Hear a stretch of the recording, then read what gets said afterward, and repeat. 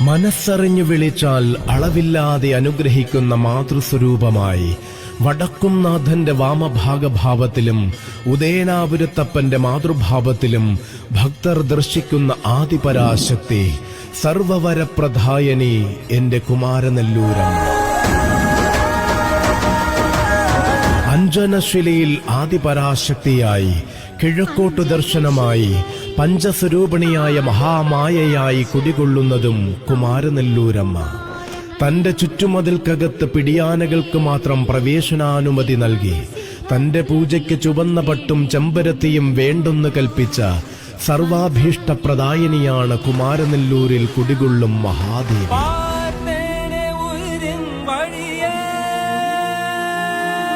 കാർത്തികേയനായി പണികഴിപ്പിച്ച ശ്രീകോവിലിൽ കാർത്യായനി വാണരുളിയത് അപൂർവങ്ങളിൽ അപൂർവമായ സങ്കല്പം.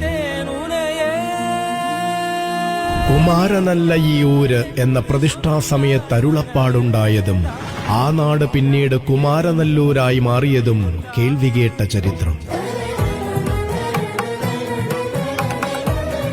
തൃക്കാർത്തിക നാൾ വടക്കും നാഥക്ഷേത്രത്തിൽ ദർശനത്തിനെത്തിയ വില്ലുമംഗലം സ്വാമിയാർക്ക് ഭഗവാന്റെ സാന്നിധ്യം ദൃശ്യമാകാതെ വരികയും ഭഗവാനെ അന്വേഷിച്ച് പ്രദക്ഷിണമായി ചെന്ന സ്വാമിയാർക്ക് ഭഗവാൻ തെക്കേ ഗോപുരമതിലിൽ ഇരുന്നുകൊണ്ട് സർവാഭരണ വിഭൂഷിതയായി തൃക്കാർത്തിക നാളിൽ ആറാടിയെഴുന്നള്ളുന്ന തന്റെ വാമഭാഗമായ കുമാരനെല്ലൂർ വാഴും കാർത്യായനി ദേവിയെ തൃക്കൻ പാർക്കുന്നതുമാണ് ദർശിക്കുവാൻ കഴിഞ്ഞത്.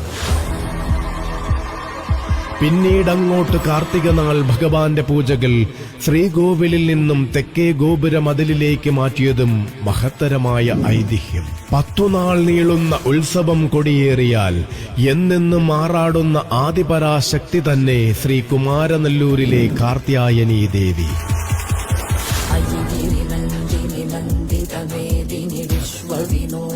പഞ്ചസ്വരൂപിണിയും പാപവിനാശിനിയുമായ ആദിപരാശക്തിയാം കുമാരനെല്ലൂർ കാർത്യായനി ദേവിയുടെ പിറന്നാൾ വരവായി വൃശ്ചികമാസത്തിലെ കാർത്തിക തിരുനാൾ വന്നു ചേരുകയായി. ദേവിയുടെ ഭക്തസഹസ്രങ്ങൾ മൺചിരാതുകളിൽ തിരിതെളിയിച്ച് മാനവരാശിക്ക് മുഴുവൻ സർവൈശ്വര്യവും ആയുരാരോഗ്യവും പ്രദായനം ചെയ്യുവാനായി ദേവീ നാമത്തിൽ പ്രാർത്ഥിക്കുന്ന അതിവിശിഷ്ടമായ നയനമനോഹരമായ കാഴ്ചയാണ് അമ്മ കുമാരനെല്ലൂർ ദേവിയുടെ കാർത്തിക വിളക്ക് മഹോത്സവം. തെളിയുന്ന ഓരോ തിരുനാളത്തിലും വിളങ്ങുന്നതമ്മ തന്നെ. സർവവും എന്റെ കുമാരനെല്ലൂരമ്മ തന്നെ. ദേവീ ശരണം.